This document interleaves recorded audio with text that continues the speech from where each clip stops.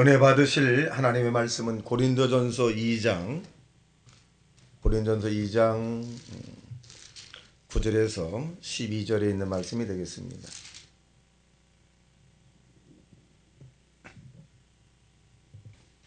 페이지 264면 모니터에 있습니다. 다 같이 합독합니다. 시작. 기록된 바 하나님이 자기를 사랑하는 자들을 위하여 모든 것을 눈으로 보지 못하고 귀로 듣지 못하고 사람의 마음으로 생각하지도 못하였다 함과 같으니라. 오직 하나님이 성령으로 이것을 우리에게 보이셨으니 성령은 모든 것 곧 하나님의 깊은 것까지라도 통달하시느니라. 사람의 일을 사람의 속에 있는 영 외에 누가 알리요? 이와 같이 하나님의 일도 하나님의 영 외에는 아무도 알지 못하느니라. 우리가 세상의 영을 받지 아니하고 오직 하나님으로부터 온 영을 받았나니 이는 우리로 하여금 하나님께서 우리에게 은혜로 주신 것들을 알게 하려 하심이니라. 아멘. 할렐루야. 아멘. 우리 앞뒤 옆뒤 사람에게 당신은 복 있는 사람입니다 라고 인사하시기 바랍니다. 당신은 복 있는 사람입니다.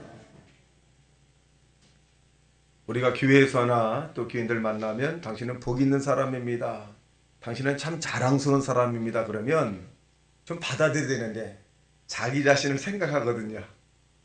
내가 무슨 복이 있다 그래, 내가 무슨 자랑스러운 사람이야. 자랑스럽지 않으니까 자랑스러운 사람이 오늘보다 내일부터 시작을 하십시오 라고 하는 의미고, 여러분 스스로가 내가 복이 없다고 생각하지 말고 복 있는 사람 생각을 하면, 믿으면 오늘 이후로도 계속 복 있는 사람이 된다는 사실로 믿고 고백하시길 주님의 이름으로 축원합니다. 다시 한번 옆 사람이 당신은 복 많은 사람입니다. 시작. 당신은 복이 많은 사람입니다. 고린도서 2장 9절과 12절에 있는 말씀을 중심으로 예비해 주신 하나님이라고 하는 제목으로 말씀을 증거합니다. 사람은 살아가면서 수고하고 무거운 짐을 안고 살아갑니다. 이 무거운 짐이 닥쳤을 때 그것을 기쁨으로 맞이하는 사람도 있겠습니다만은 대다수의 사람들이 그 기쁨에 지쳐서 넘어지고 쓰러져서 결국 그 대처할 만한 능력이 없기 때문에 두려움을 가지고 사는 사람도 상당히 많이 있습니다. 근데 하나님께서 우리에게 땅에 사는 동안에 수고하고 무거운 짐이 있다라고 말씀하고 계십니다. 근데 이 수고하고 무거운 짐을 하나님께서 우리에게 노을로 앉아 지고 살아가는 것이 아니라 그 수고하고 무거운 짐에 반드시 하나님께서 저와 여러분에게 해결의 문제점을 제시해 준다는 사실로 믿게 되길 주님의 이름으로 축원합니다. 땅에 사는 동안에 예수님께서 말씀하기를 우리에게 이렇게 말씀하셨습니다. 요한 14장 1절에 보면 너희는 마음에 근심하지 말라, 하나님을 믿으니 또 나를 믿으라 라고 하면서 내가 곧 길이요 진리요 생명이니 나로 말미암지 않고는 아버지께 갈 자가 없다 이렇게 말씀하셨습니다. 예수님이 길이라는 거죠. 우리가 왜 힘들고 고난이 생기고 어려움이 생기고 절망좌절이 생기고 두려움이 생길까요? 저와 여러분이 이 땅에 태어날 때부터 하나님이 저와 여러분의 각자의 아폴로스토라고 하는 사명의 길이 다 있어요. 하나님이 이 땅에 저와 여러분에게 보내준 일의 그런 길이 있다는 것이에요. 그런데 우리가 예수님께서 예정된 길을 가지 않고 내 길을 가려고 합니다. 감정의 길 또는 이성의 길, 또 이 경험의 길, 이런 하나님이 예정된 길을 찾으면 쉬울 텐데 저와 여러분이 내 길을 만들어요. 여러분 내 길을 만들면 어떤 일이 생기느냐? 굉장히 힘들어요. 나무도 베야 되고 돌도 골라야 되고 또 다져야 되고 또 힘이 들어요. 근데 예수님이 우리에게 만드는 길을 찾게 되면 힘이 들질 않아요. 왜? 예수님이 다 길을 마련해 왔기 때문에 그렇습니다. 여러분 스스로가 감정의 길, 경험의 길, 이성의 길이 아니라 내가 곧 길이라고 말씀하신 예수님의 길을 가는 지혜로운 자가 되시기를 예수님 이름으로 축원합니다. 그래서 성경은 우리에게 뭐라고 말씀하냐면 예루살렘을 사랑하는 자에게는 장애물이 없다 이렇게 말씀합니다. 내 길을 가기 때문에 장애물이 생기는 거예요. 예수님이 예정된 길을 가게 되면 장애물이 없는 것입니다. 여러분 우리가 하나님으로부터 모든 것이 예정되어 있는 이 섭리의 길을 가고 있는 것입니다. 사람들은 흔히 대화 가운데 우연한 일이라고 얘기 많이 합니다. 우연하게 생겼어요. 여러분, 이 건물이 우연하게 생겼을까요? 지구가 우연하게 만들어졌을까요? 여러분의 사는 아파트, 이 단독주택이 우연하게 만들어졌을까요? 아닙니다. 누군가가 설계를 하고, 누군가가 계획을 하고, 누군가가 목표를 세웠던 거예요. 그래서 그 결과물로 아파트가 되고, 단독주택이 되고, 교회가 되고, 일반 건물이 막 이렇게 들어서게 되는 것입니다. 마찬가지로 하늘과 땅을 지으신 분이 누구냐? 하나님이십니다. 집마다 지은이가 있으니 곧 하늘과 땅을 지으신 분은 하나님이다. 이렇게 말씀하고 계십니다. 여러분, 하나님이 이 세상의 모든 것을 주관하시는 분이기 때문에 모든 것을 알고 계시고 모든 것을 대처할 만한 능력이 하나님이 갖고 계시다는 사실로 받아들이기를 주님의 이름으로 축원합니다. 그래서 하나님의 이름이 뭐냐? 전능하신 하나님, 이렇게 말씀하고 계십니다. 오늘 본문에 보면 2장 9절에 보면 이렇게 말씀합니다. 하나님이 자기를 사랑하는 자를 위하여 예비하신 모든 것은 눈으로 보지 못하고 귀로 듣지 못하고 사람의 마음으로 생각하지 못하였다 함과 같으니. 이 말은 무슨 말이냐? 저와 여러분에게 하나님께서 다 예비해 놓으셨다는 거예요. 우리가 영안이 열리지 않아서 이성 감정이 더 하나님 말씀보다 앞서기 때문에 하나님이 예정된 그것을 찾지 못하는 것입니다. 그러므로 하나님이 예정되고 예비해 놓으신 것을 여러분 꼭 찾아 땅에 사는 동안에 행복과 건강과 즐거움과 기쁨으로 살아가시기를 이 주님의 이름으로 축원합니다. 첫째로, 그러면 하나님께서 우리에게 예비해 놓은 것이 무엇입니까, 목사님? 아니, 증명을 해줘야 되잖아요. 주관적으로 말씀하지 말고 객관적으로 말씀하십시오. 그럼 구약을 보겠습니다. 여러분, 간단한 예로 저와 여러분이 이 땅에 태어날 때 여러분이 기저귀를 준비했습니까? 신발을 준비했습니까? 분유를 준비했습니까? 예? 수건을 준비했습니까? 뭘 준비해놓고 이 땅에 태어나셨나요? 아무것도 준비해놓고 아무것도 준비 안 해놓으셨잖아요. 그게 누가 준비해놨나요? 여러분의 부모님이 다 준비해놓은 거. 여러분이 태어날 걸 알고 다 준비해놓으셨어요. 다 준비해놨어요. 여러분이 뿅 하고 나오니까 준비해 놓은 거예요. 여러분이 이 대한민국에 태어나고 싶어서 태어나셨느냐? 아닙니다. 하나님이 여러분의 뜻과 섭리가 있어서 이곳으로 가라 그런 거예요. 자, 그렇다면 하나님께서 그냥 이 사람과의 관계에서 그렇게 됐는데, 그럼 하나님은 어떻게 우리에게 객관적으로 말씀하시느냐? 우리가 구약에 하나님께서 예배해 놓으신 걸 보면은 여러분 창조의 시작을 볼게요. 하나님이 1장 1절에 보면 시작. 태초에 하나님이 천지를 창조하시니라. 2절. 땅이 혼돈하고 공허하며 흑암이 깊음 위에 있고 하나님의 영은 수면 위에 운행하시느니라. 3절. 하나님이 이르시되 빛이 있으라 하심에 빛이 있었고. 4절. 안 떴나요? 네. 빛이 있으라 하셨고 빛이 있었고, 이제 묻들이 드러나게 되고 또 생물을 만드시고 또 동물을 만드시고 다 창조했죠. 그리고 안중에 맨 마지막 날에 누굴 만들었느냐? 우리 형상과 우리의 모양대로 사람을 창조하시고 그 후에 생명을 부어 놓으시고 사람이 된 거죠. 사람. 흙으로 사람을 빚고 코에 생명을 집어넣어서 저와 여러분의 사람을 하나님께 만드셨다. 만약 하나님께서 예비해 놓으신 분이 아니라면 사람을 만들고 난 다음에 네가 알아서 해라. 어? 네가 알아서 해. 네가. 그렇게 말씀하셨을 거 아니에요. 근데 다 만드시고 난 다음에 맨 나중에 사람을 창조하셨다. 여러분, 이와 같이 하나님은 굉장히 세밀하시고 또 계획이 완벽한 퍼펙트한 분입니다. 무엇을 먹을까, 무엇을 마실까, 무엇을 입을까 염려할 필요가 없이 오로지 하나님을 사랑하고 하나님 말씀에 순종만 하면 하나님께서 우리의 모든 것을 제공해 주시는 분이 하나님이십니다. 이스라엘 백성들의 여정 가운을 살펴보게 되면 이들은 그들이 애굽 땅에 있을 때 너무나도 고역을 많이 당했기 때문에 너무 고통스러웠어요. 그래서 하나님에게 그들이 간절하게 막 기도해서 하나님의 응답으로 이제 아브라함에게 약속한 가나안 땅을 이제 줄 테니 준비하라 그랬어요. 그 이스라엘 백성들이 250만에서 300만의 사람들이 이제 출애굽 엑소시드를 하기 시작을 합니다. 여러분 어마어마한 숫자 아닙니까? 250, 300만이 출애굽한다는 것은 어마어마한 숫자입니다.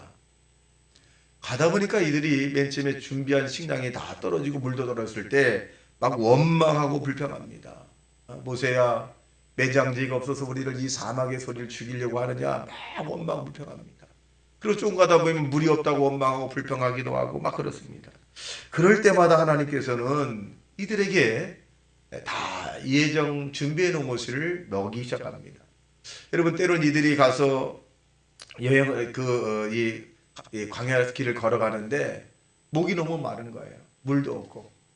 그래서 원망 불평 투정하고 있는데 어떤 사람이 야 물이다라고 막 소리 지르는 거예요. 그래서 많은 사람이 그 마라라고 하는 곳에 가서 막 물을 먹기 시작을 합니다. 그런데 그 물이 너무 쓴 거예요. 그러니까 물은 물인데 써서 도저히 먹을 수 없으니까 누굴 원망하느냐? 모세를 원망합니다. 모세야 막 하면서 그 애굽에 있을 때는 우리가 물도 좋은 물을 마셨는데 내가 가자고 해서 지금 이 가나안 여정 가운데 왔는데 물이 있어서 먹을 수가 없다라고 막 원망합니다. 여기에 모세라고 하는 지도자의 대처의 능력입니다. 자, 백성들이 지금 모세를 향해서 막 원망 불평합니다. 그런데 모세는 백성들을 상대하지 않아요. 백성들에게 너 그렇게 하면 안 된다 뭐 이렇게 하진 않아요. 그리고 모세가 그러한 이야기를 듣고 난 다음에 즉시로 하나님께 기도합니다. 하나님, 백성들이 물을 만났는데 써서 못 먹는다고 합니다. 어떻게 하면 좋겠습니까? 하나님에게 기도합니다.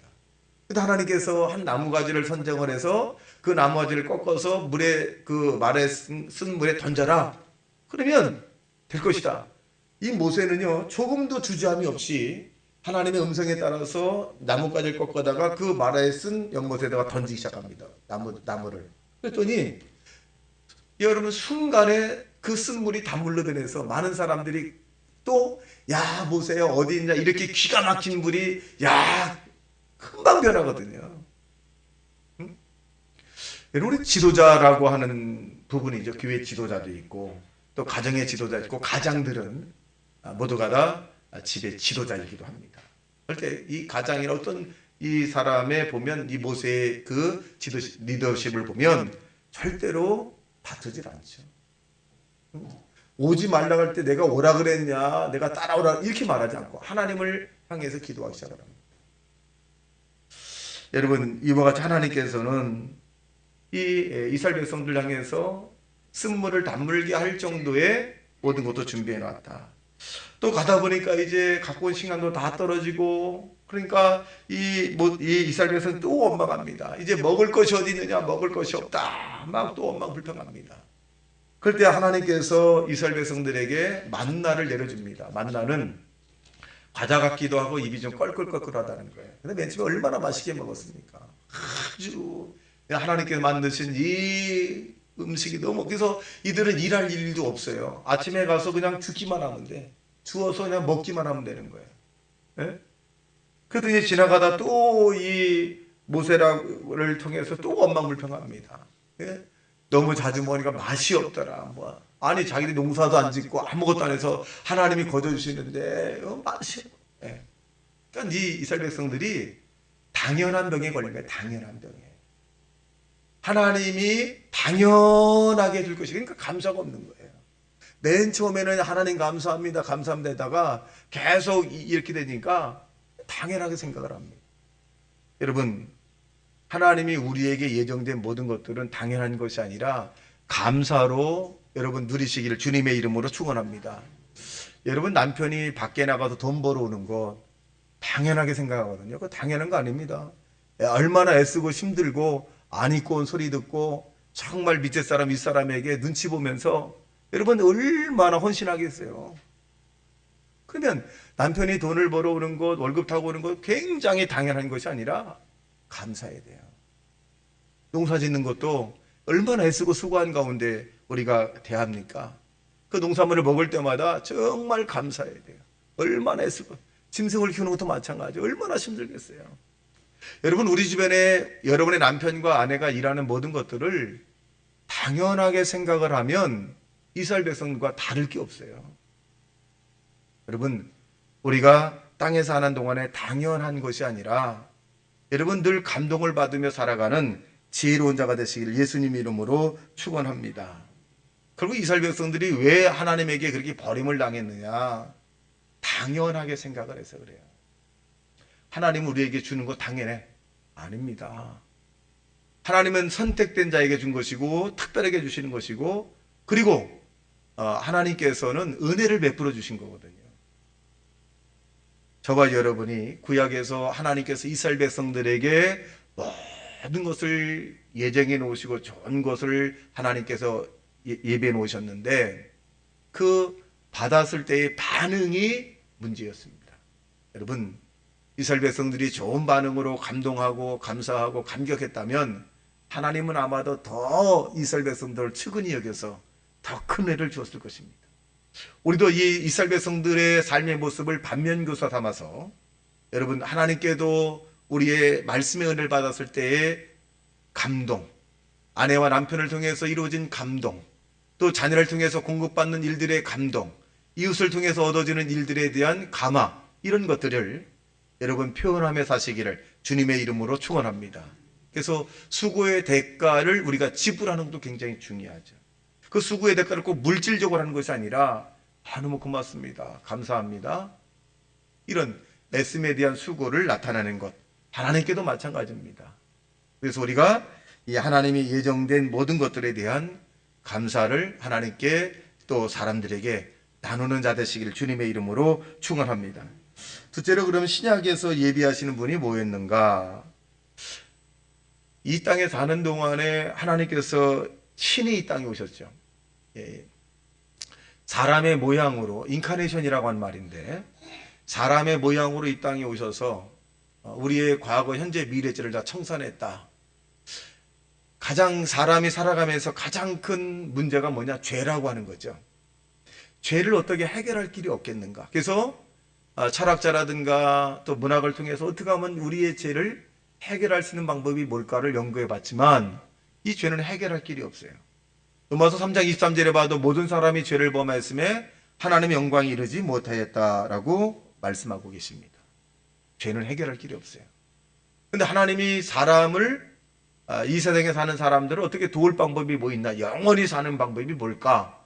구약에서는 율법을 지켜야 되고 또 거기에서 제사를 지내야 굉장히 번거로운 게 많았습니다. 하나님이 세상을 이처럼 사랑하사 독생자 예수를 이 땅에 보내셔서 믿는 자에게 영생이고 믿지 않는 자에게 멸망을 시켰습니다. 여러분, 예수 그리스도가 이 땅에 오셔서 우리에게 다 예정해 놓았는데 그 예수를 통해서 얻어지는 게 뭘까요? 첫째는 뭐냐? 죄를 저와 여러분이 지은 것을 용서해 줬다. 동의서에서 먼 것 같이 저와 여러분의 죄를 여러분 다 청산해 놨다는 사실을 믿게 되기를 주님의 이름으로 축원합니다. 사단은 우리로 하여금 계속적으로 너는 죄인이라고 얘기하거든요. 여러분, 사람이 죄책감을 가지고 살면 문제가 생겨요. 병이 오기 쉬워요. 그리고 죄책감을 갖고 살면 긍정적이고 적극적이고 생산적이고 창조적인 그런 꿈을 펼 수가 없어요. 나는 죄인인데. 그래서 의욕적 진취적으로 나갈 수가 없어요. 여러분, 예수님이 이 땅에 오신 것은 저들의 죄를 사해 주려고 오셨다 그랬어요. 여러분은 이미 예수님으로 말미암아 과거, 현재, 미래죄가 다 청산됐다는 그런 고백을 하시기를 예수님 이름으로 축원합니다. 이것이 예언된 겁니다. 그래서 마태복음 8장 17절에 보니까 뭐라고 하시? 시작. 이는 선지자 이사야에 통하여 하신 말씀에 우리 연약한 것을 친히 담당하시고 병을 짊어지셨도다 함을 이루려 하심이로다. 자, 병도 짊어지시고 보라 세상 죄를 지고 가는 하나님의 어린 양이로다 그랬어요. 세례 요한이 볼 때 세례 요한이 예수님 볼 때 세상 죄를 지고 가는 어린 양이다. 여러분, 인류의 모든 죄를 지고 예수님이 십자가를 지신 거예요. 여러분, 저와 여러분은 나는 죄인이라고 한다면 주님을 다시 십자가에 꽝꽝 못 박는 거예요. 이 땅에 우리는 죄에서 용서받은 사람답게 여러분 행복하게 사시길 주님의 이름으로 축원합니다.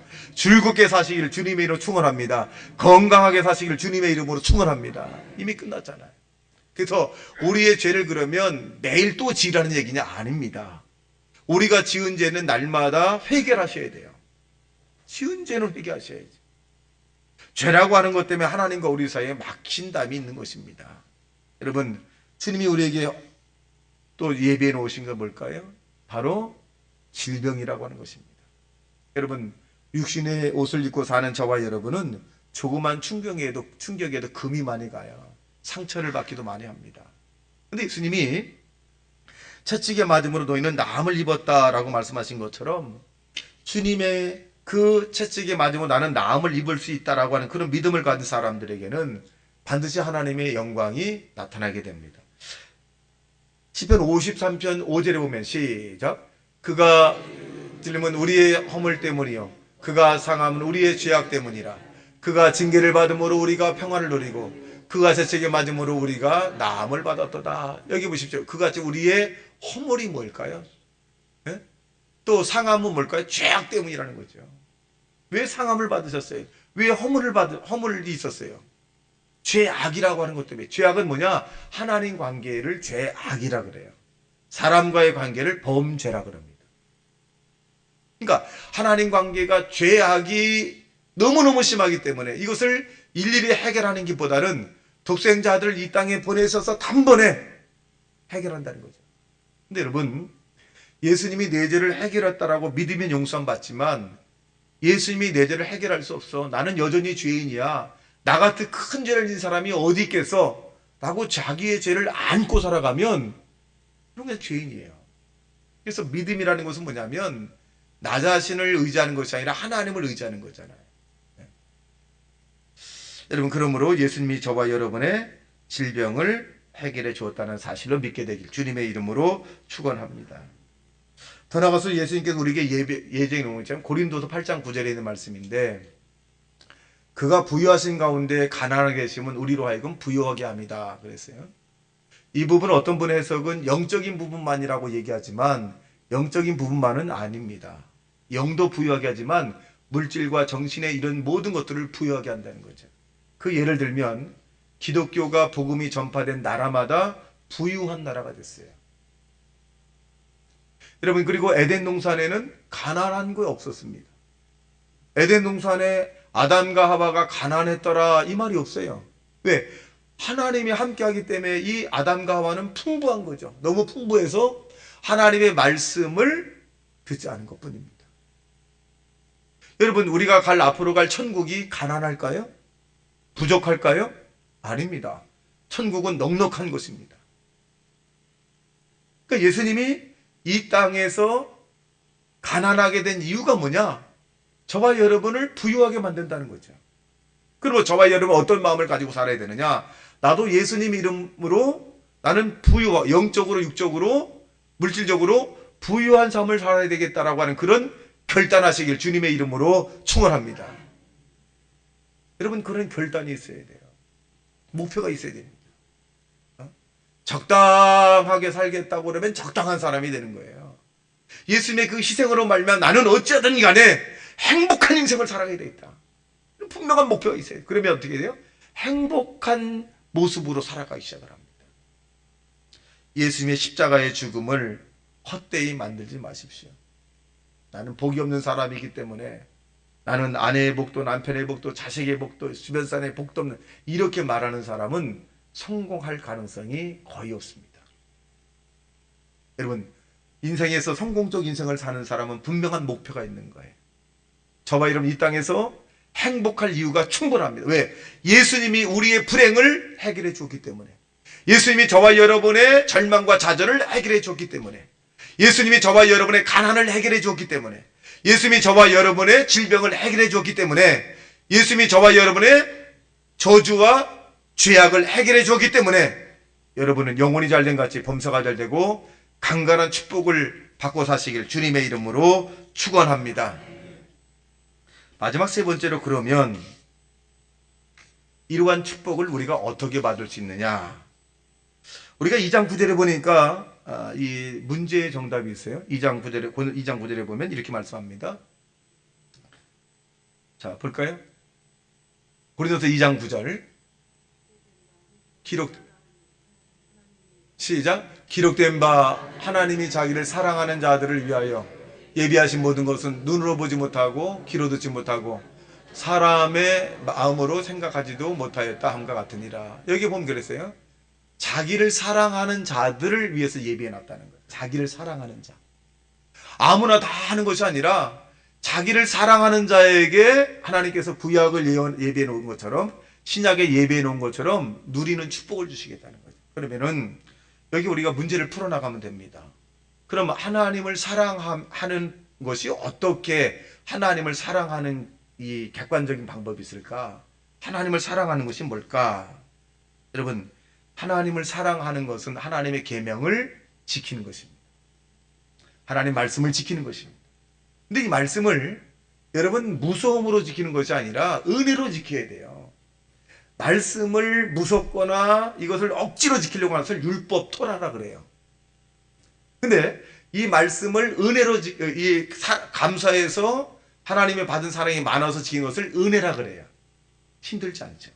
예를 들면 남편과 아내 사이에서 아내가 밥을 하는데 오늘도 저녁밥을 해야 돼. 맛있는 반찬을 해야 돼. 왜 그러냐면 남편이 밥을 안 해놓거나 맛없는 반찬을 만들면 와 화를 내니까. 그러니까 내가 억지로 해야 돼. 너무너무 힘들어. 내가 남편에게 밥 차리는 게 너무너무 힘들어. 제발 사 먹고 왔으면 좋겠어. 이건 율법이에요. 억지로 하는 거. 그런데 아내가 이런 마음가짐이야. 우리 남편이 얼마나 힘들었을까.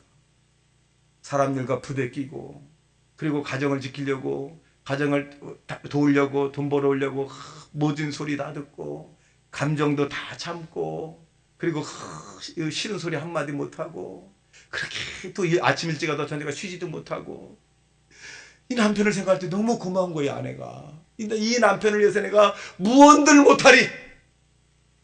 무언들 못. 그러니까 내가 맛있는 밥을 해드리고 맛있는 반찬을 내가 신선한 것을 내가 해서 기다려야지. 설레는 마음. 이것을 카리스라 은혜라 그래.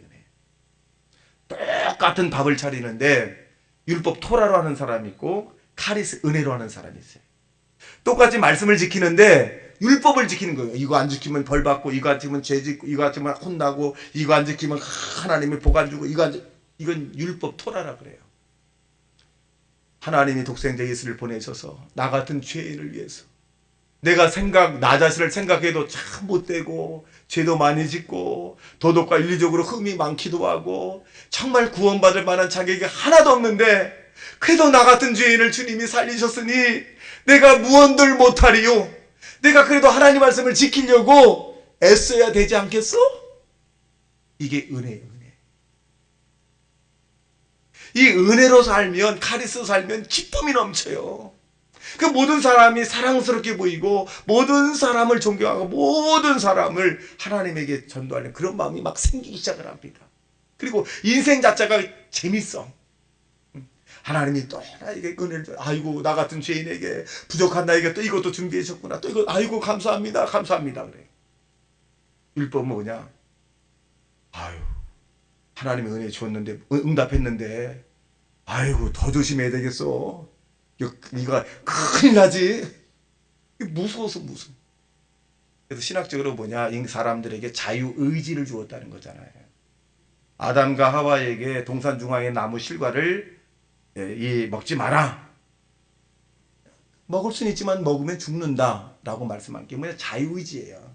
내가 이것을 따먹으면 어떻게 된다? 네 자유의지에 따라서 나쁜 결과를 얻고 말씀을 지키면 내가 좋은 결과를 얻는다. 이것을 신학적으로 자유의지라 그래요. 여러분 하나님이 저와 여러분에게도 자유의지를 주신 거예요. 그러므로 저와 여러분이 하나님을 사랑하는 그 말씀을 여러분 은혜로 지키시기를 주님의 이름으로 축원합니다. 이 은혜를 지키면 교회 봉사하는 것도 뭐냐? 하나님이 나 같은 자에게 직분을 허락해 줬는데 나보다 나은 사람이 더 많은데 이 직분 내가 주심을 감사합니다. 내가 직분 맡은 그 기간 동안에는 최선을 다하겠다. 그러니까 빠끔빠끔 웃어가면서 막 하는 거거든. 자기 자신을 볼 때 하나님이 큰 은혜를 주었기 때문에 그렇다. 여러분, 이렇게 하나님을 사랑하면 여러분, 신약에서 나타난 그 축복이, 구약에서 예비한 그 축복이 여러분에게 임한다는 사실을 믿게 되길 주님의 이름으로 축원합니다. 우리 낙심하지 말고 절망하지 말고 좌절하지 말고 원망하지 말고 불평하지 말고 주님을 바라보고 주님을 사랑하면 모든 것이 해결되고 모든 것이 응답을 받을 수 있고 여러분, 기적과 응답의 삶을 살 수 있다는 사실로 믿고 사시길 주님의 이름으로 축원합니다. 주여, 주여, 주여.